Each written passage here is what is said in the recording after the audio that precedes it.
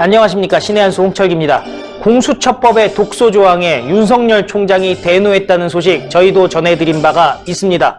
그런데 이게 완전히 헌법 정신을 위반하는 말도 안 되는 법이라고 하고요. 또 공수처가 그야말로 무소불위의 권력을 휘둘를 수밖에 없게 된다, 이렇게 얘기를 하고 있는데요. 김정기 TV 대표 김정기 박사가 이것이 얼마나 말도 안 되는 법인지 설명해 드리겠습니다. 안녕하십니까? 안녕하십니까?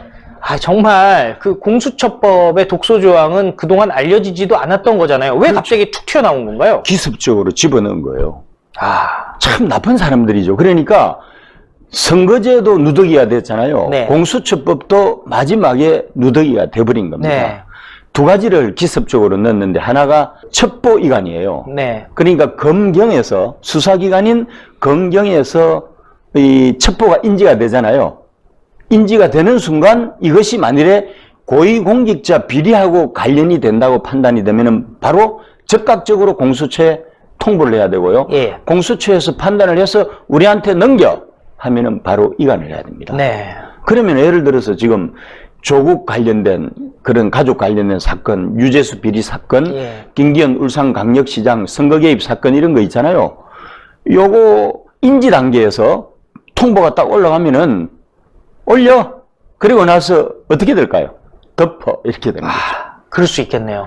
그러니까 소위 말해서 현재 권력에 대한 이 수사가 초등 단계에서 진화가 돼버린다는 겁니다. 예를 들어서 또 반대로 네. 야당 관련 첩보가 들어왔다. 그럼 네. 그것도 또 이첩해 해가지고 또 부풀릴 수도 있겠네요. 그러니까 이제 공수처를 목숨을 걸고 설치를 하려고 하는 게 두 가지거든요. 하나는 이제 검사하고 판사하고 고위경찰을 잡는 거예요. 네. 이 세 그룹에 대해서만 기소권을 행사할 수 있으니까 예. 나머지는 수사권밖에 없거든요. 예. 6,000명 이상의 고위공직자를 대상으로 하지만은 이 세 그룹 빼놓고는 수사권만 있고, 이 세 그룹에 대해서는 수사권과 기소권과 공소유지권을 다 가지고 있거든요. 네. 이제 그런 거죠. 그리 되니까 소위 말해서 이제 검찰 권력이라고 하는 것이 정권 초반에는 충견 역할을 하다가 정권 중후반 되면은 물어떴잖아요. 예. 그래서 그나마 검찰이라도 살아 있었기 때문에 현재 권력이 긴장하고 그 결과로 건강성을 유지했잖아요. 지금처럼. 그런 장치가 없으면은 문재인 독재로 가지 않을까요? 그렇겠네요. 그렇게 되는 거 아닙니까? 그리 되는 건데, 문제는 검사 2,100명, 판사 3,000여 명, 고위경찰은 숫자 얼마 안 돼요. 예. 이 한 5,000명 플러스 되는 이 인은 꼼짝 마 해당되는 거죠. 아. 그리고 두 번째는 야당 탄압의 도구로 활용이 될 수 있다 하는 거죠. 그러니까 여당이나 야당 의원 비리 사건들이 올라올 거 아니에요. 네. 그러면은 여당 의원들 비리 사건은 덮어 해버리고, 야당 의원들 거는 파봐 이렇게 되는 그렇죠. 거죠. 참. 그렇게 되는 거예요. 말도 안 되는 건데. 네, 말도 안 됩니다. 또 다른 건이 또 들어있나요? 그 내용에? 이거 이제 독소 조항 이거 하나 있고요. 네. 이게 이제 말하자면은 이 명실상부한 청와대 네. 대통령의 친위 부대화하는 독소 조항이죠. 예. 이제 두 번째 또 친위 부대하는 독소 조항이 뭔가 하면은 공수처장을 원래 근원이 아니 좋았거든요. 예. 국회의 동의를 받아야 한다 했는데 국회 동의 필요 없어졌어요. 국회 동의 필요 없다. 아니 그러면은 검찰 위에, 검경 위에 있는 공수처장 한번 해보고 싶지 않겠습니까? 와, 대단하네요. 법조인이라면. 거의 수준이 얘기 들어보니까 헌법재판소장이나 뭐 그런 게 되는 거네요. 헌재소장 대법원장도 꼼짝마죠. 그러네요. 헌재소장 대법원장도 수사 대상이네요. 그렇죠. 이 사람들도 다 판사니까. 그러면 진짜 꼭대기 중에 옥상옥 중에 옥상옥입니다. 야. 그래서 이 사람은 오로지 한 명한테 충성하는 거예요. 문재인한테만. 와. 충견 중에 슈퍼 충견이 생기는 거고, 말하자면 이제 독재로 가는 거죠. 이야. 그러니까 이제 청와대 권력이라는 게 한국의 대통령을 임피리얼 프레지던트라고 해서 제왕적 대통령이라고 예. 하잖아요. 권력을 확장하려 치면 끝이 없는데 튼튼하게 받쳐주는 공수처까지 있으니까 이제는 대통령 한 2년 반 정도 하고 나머지 2년 반은 왕이 되는 거예요. 저 근데 궁금한 게 있어요. 네. 이런 식으로 하는데 왜 심상정의는 공수처법 동의를 해주는 거예요? 서로 나눠먹었잖아요. 아, 나쁜 사람. 그러니까 지금 현재 4+1이라고 하는 것은 정당이 아니고 이익 집단입니다. 사실상 한 몸이다. 이익 집단으로서 주고받은 거예요. 그러니까 그러네요. 민주당하고 문재인의 이익은 공수처법이고 나머지 군소정당 사당의 이익은 연동형 비례대표제였잖아요. 네.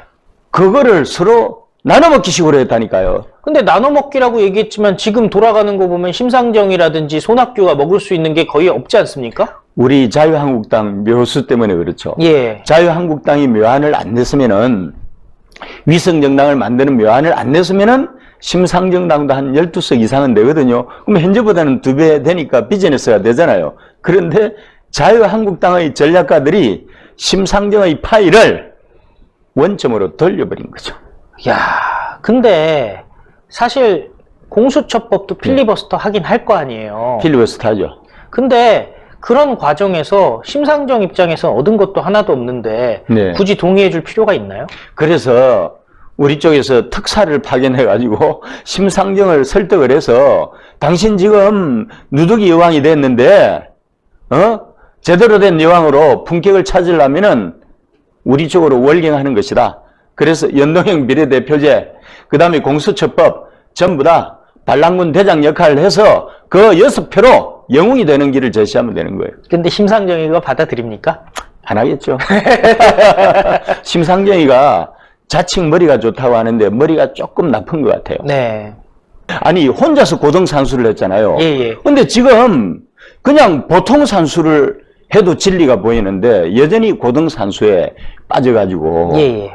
지 스스로 지금 올가면은 이상한 결과를 지금 냈잖아요. 네. 그리 돼버린 거예요. 근데 사실 이런 것 같아요. 지금 윤석열 총장이 조만간에 네, 반대 의견을 국회에다가 또 올릴 거라는 보도가 나왔거든요. 그렇죠. 사실 어떻게 생각해 보면은 국회에 정면으로 반발한다는 것 자체가 검찰 입장에서도 굉장히 부담이 될 것 같아요. 국민의 반발하는 거죠. 잘못하면은 예. 탄핵 대상이 될 수도 있는 거 아니겠습니까? 그렇죠. 예, 맞습니다. 그럼에도 불구하고 이렇게 명시적으로 반대를 갖다가 하겠다라고 하는 거는 또 나름대로 의미가 있지 않겠습니까? 검찰의 자존심이죠. 지금까지 대한민국 최고 무소불위의 권력기관의 수장으로서 자존심이죠, 뭐. 그거죠. 그런데 결국은 윤석열도 이미 공이 국회로 넘어가 버렸기 네. 때문에 강도 높은 이 발언 뭐 그런 거 빼놓고는 할 수 있는 방법이 딱히 없는 거죠. 예. 근데 저 하나 또 궁금한 거 예, 있어요. 공수처가 법이 통과되더라도 예. 공수처가 생기는 데는 한 6, 7개월 걸린다면서요? 그렇죠. 7월부터 이제 한다고 그러더라고요. 그렇다면은 윤석열의 시간도 6, 7개월 정도는 남아 있는 거 아닌가요? 윤석열의 시간도 남아있죠. 예. 임기가 2년이니까 원래 이제 보장해줘야 되잖아요. 네. 보장해줘야 되고 그러니까 공수처가 이번에 총선 시기에는 실질적으로 도입이 안 되는 거죠. 뭐. 그렇죠. 예, 그렇게 됩니다. 그럼 그 전까지 예. 소위 말하는 3대 친문 게이트 검찰이 해낼 수 있을까요? 이제 검찰이 살 길은 그거다 해서 어쨌건 총선 전에 문재인 정권을 무너뜨려 가지고 우리 자유한국당의 의석이 150석에서 최상의 경우는 200석까지 만들어주면은 엎을 수도 있죠. 예. 윤석열 검찰총장이 총선 전에 청와대 문재인 권력을 향해서 칼끝을 바로 정조준하게 되면은 결국 문재인하고 더불어민주당은 다음 총선에서 폭망할 거 아닙니까? 예.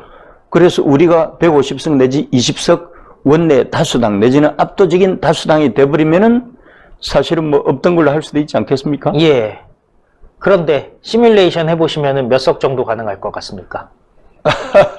지금 그 신의 한수 아까 묘수 있었잖아요. 예. 이제 우리 위성정당을 하나 만들게 되면은 네. 15석이 추가가 되잖아요. 예.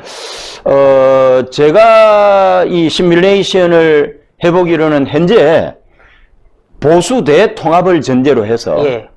아주 혁명적인 인적 쇄신을 네.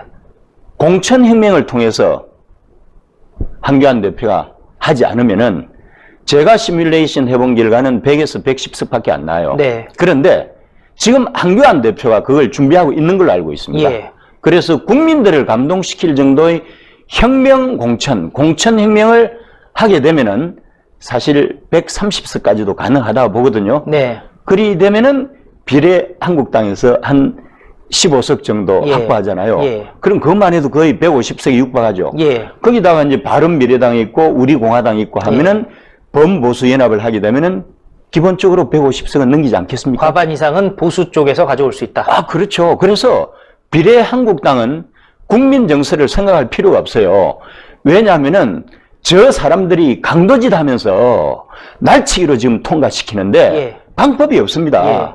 그래서 위성정당으로서 비례한국당은 반드시 창당을 해서 실익을 취해서 여기서 실익은 우리가 차기 총선에서 150석 원내 과반을 확보하기 위한 길로서 신의 한 수 아닙니까? 네. 묘책이거든요. 그렇죠. 끝까지 지켜야 된다고 생각합니다. 예, 오늘 말씀 감사했습니다. 네, 감사합니다.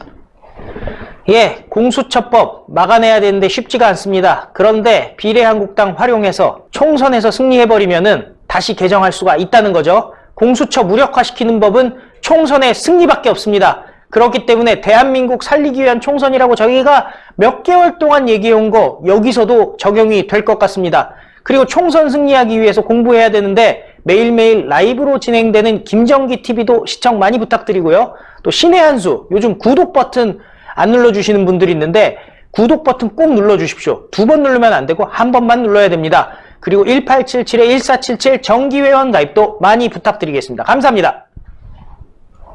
감사합니다. 신의 한 수의 구독, 좋아요, 알림 방법입니다. 보실 영상을 눌러주세요. 아래의 구독 버튼을 눌러주세요.